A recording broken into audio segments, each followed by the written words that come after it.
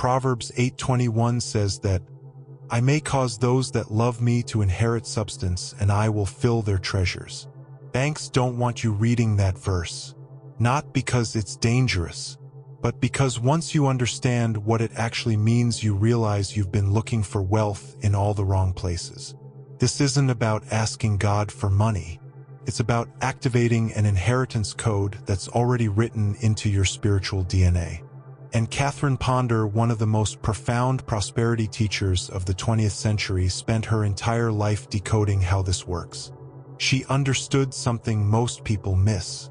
Wisdom in Proverbs 8 isn't just a nice concept. It's a frequency, and when you align with it, treasures get filled automatically. Not because you worked harder, but because you became someone who could finally hold them. Let me show you what this really means. Proverbs 8:21 is wisdom speaking, not Solomon, not a prophet. Wisdom herself, and she makes a promise. To those who love me, I will cause them to inherit substance. Not earn it, not work for it. Inherit it. That word inherit is everything. It means it's already yours. It's been set aside. It's waiting in an account with your name on it. But here's the part that changes everything. You don't inherit something unless you're aligned with the one who's giving it. You have to love wisdom. And loving wisdom isn't an emotional thing. It's a vibrational thing. It's becoming the frequency that wisdom operates on. If you're finding value in this, hit that subscribe button and drop a comment below. I want to hear from you. What's your relationship with wisdom been like? Have you been chasing money or chasing alignment? Let me know. Catherine Ponder called this the vacuum law of prosperity. You can't receive what you're not vibrating in alignment with. Most people pray for money while vibrating at fear. They ask for abundance while holding on to scarcity thoughts. They want the inheritance, but they're not loving wisdom. They're tolerating her. They're negotiating with her. But Proverbs 8:21 doesn't say, "I'll fill the treasures of those who acknowledge me." It says those who love me. Love is total alignment. Love is surrender. Love is I'm all in. And here's the quantum piece.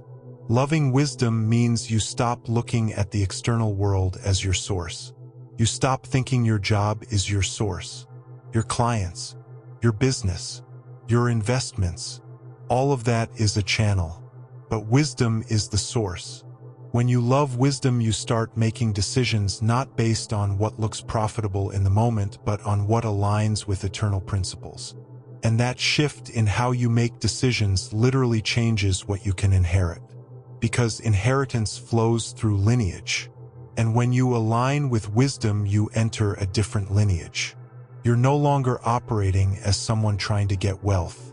You're operating as someone who already belongs to the family that owns it. Catherine Ponder taught that prosperity isn't something you chase. It's something you accept. She said the minute you begin to think of prosperity as something outside yourself that you have to go get, you've already lost the game. Because prosperity is your birthright. It's not out there. It's in you. And Proverbs 8:21 confirms this. I will cause those who love me to inherit substance. 'Cause means make it happen. You don't make it happen. Wisdom does. Your job is to align, to love, to stay in the frequency. Now let's talk about substance. The Hebrew word there is yesh. It means being, existence, reality. It's not just physical money. It's the substance that money is made from. It's the field that everything emerges out of.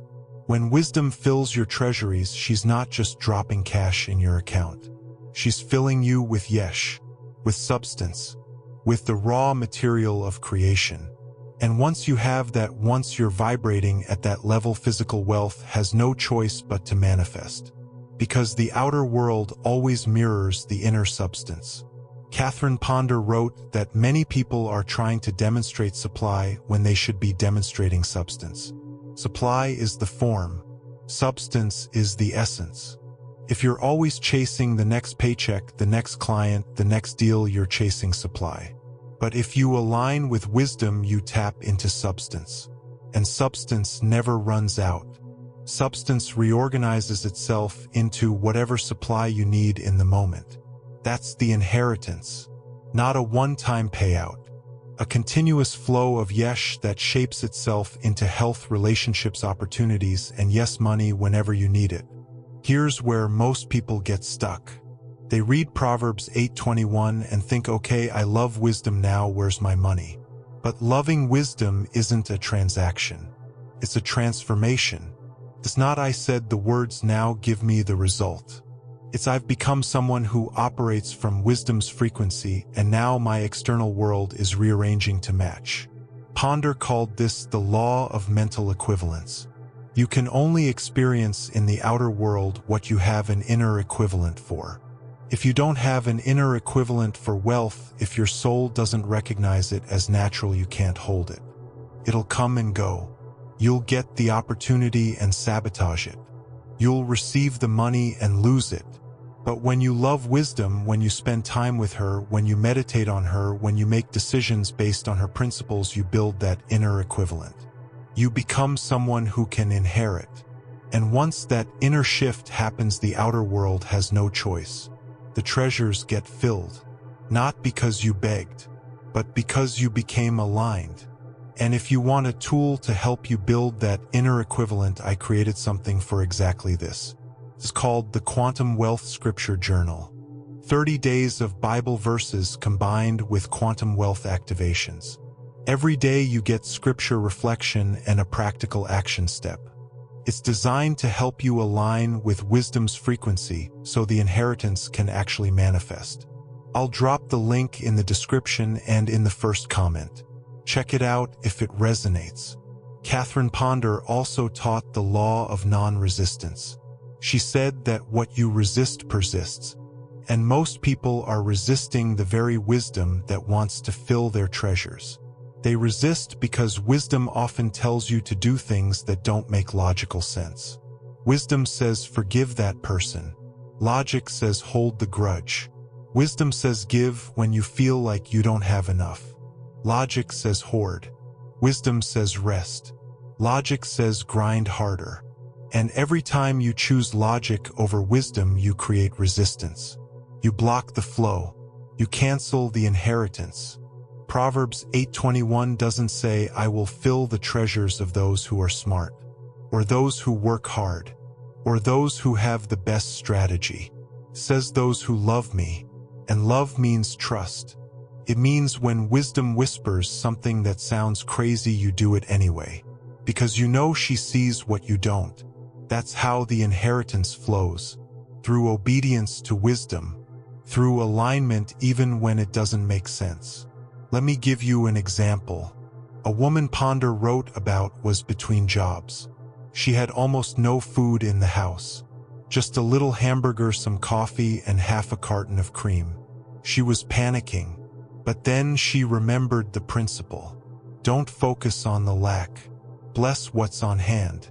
So she started blessing the small amount of food she had. She didn't beg God for more.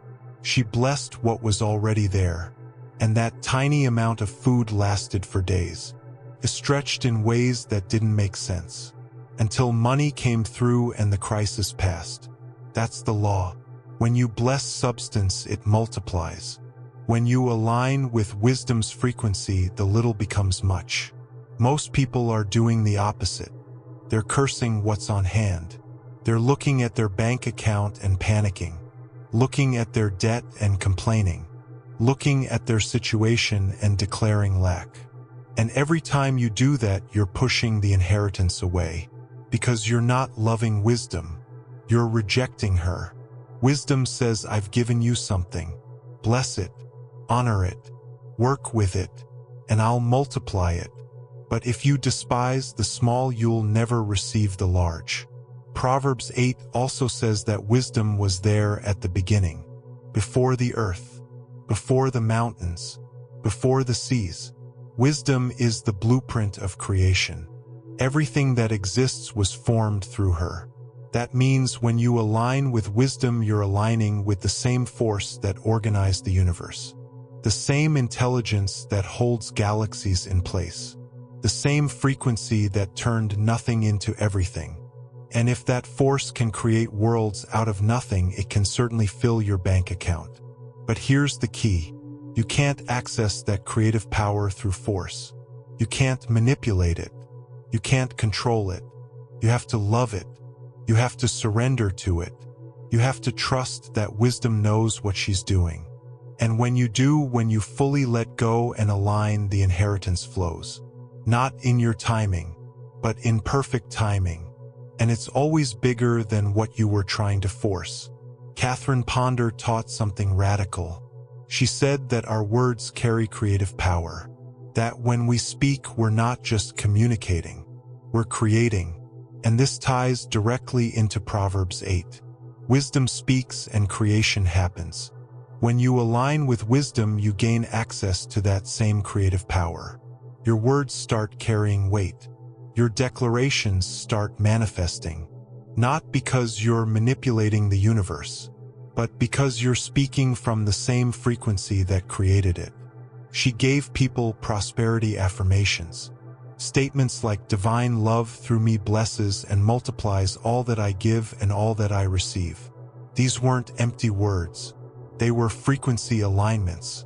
When you speak them with faith, when you speak them from a place of already being aligned with wisdom, you're not hoping for prosperity.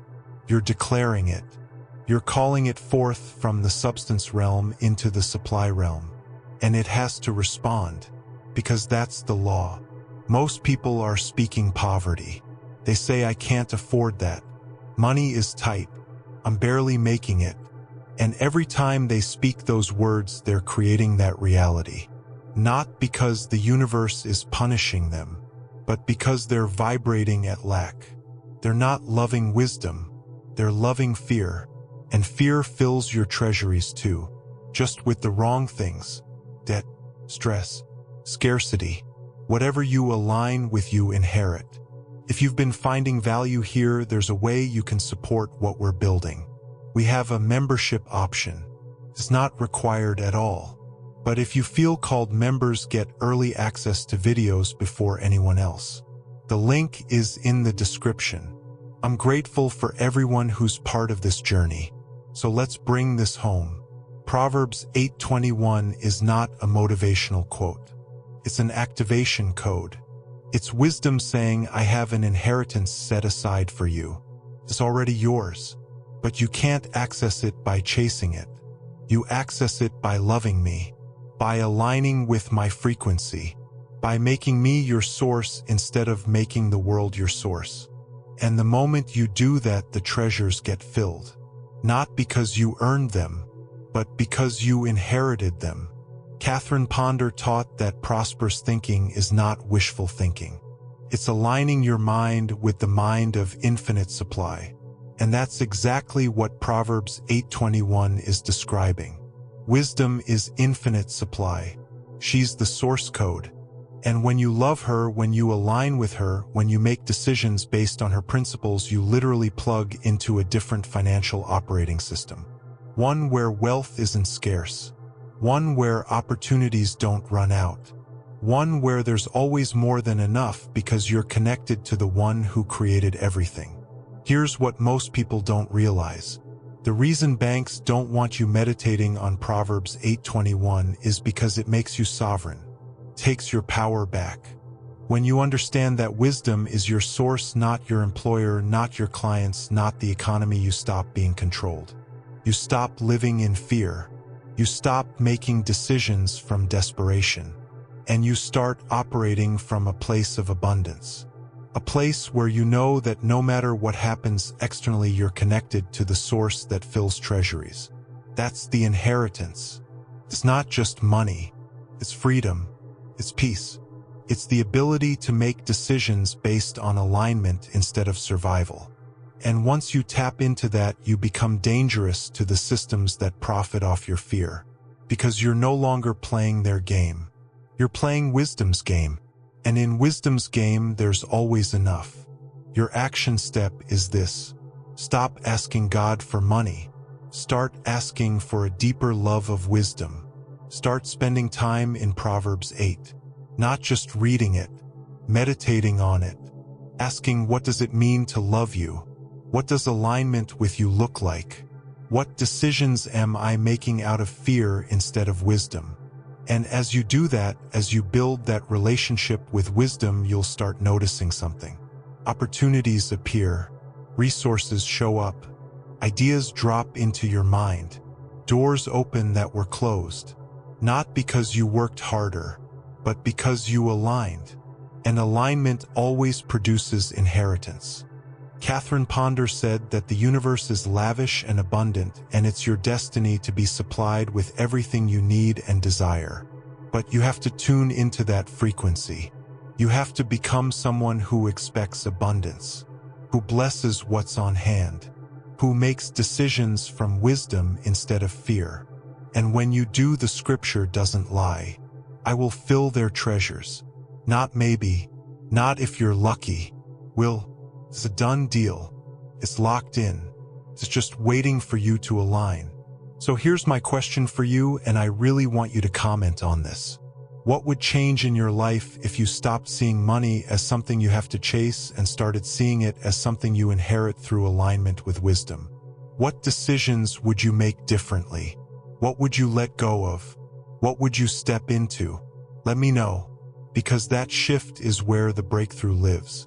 If this resonated, make sure you like this video, share it with someone who needs it, and subscribe if you haven't already. There's so much more to uncover in the Quantum Bible Wealth Codes. I'll see you in the next one.